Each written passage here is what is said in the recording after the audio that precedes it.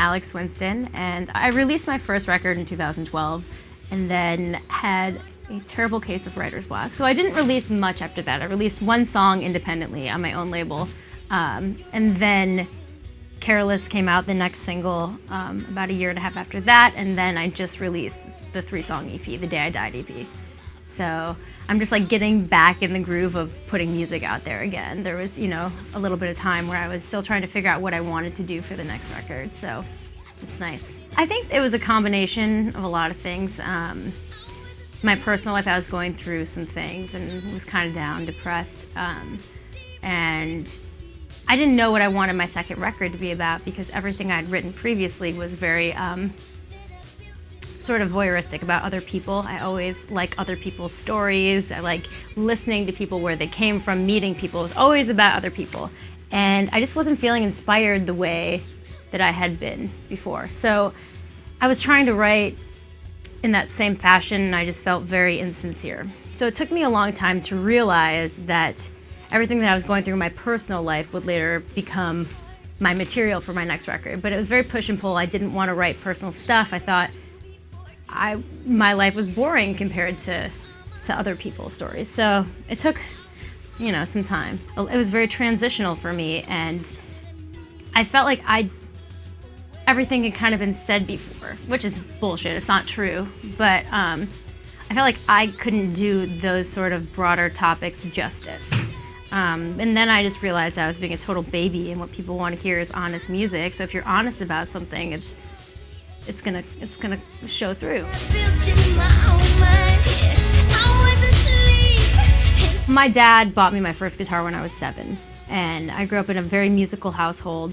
There are instruments all around, like jam sessions in the basement with my parents and their friends. So I knew it was always going to be a part of my life. And then when I became an adolescent, I think my parents didn't know vocally what was like the next move for me, so they put me in opera lessons, which I did for 10 years. And at that point, I was starting to write my own songs, play guitar, and as I got older, I realized opera was not the direction I wanted to go in, but I think it was really important that I did that first.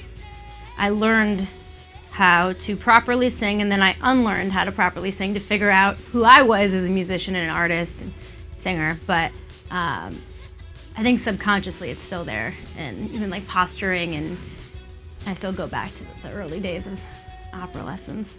I grew up in the suburbs of Detroit, about 25 minutes north.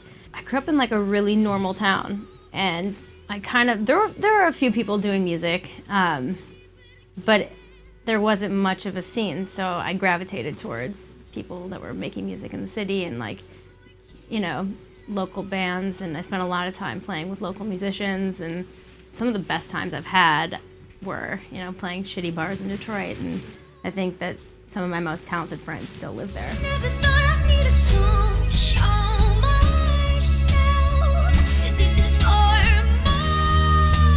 I wish I could be touring all the time. I love being on the road.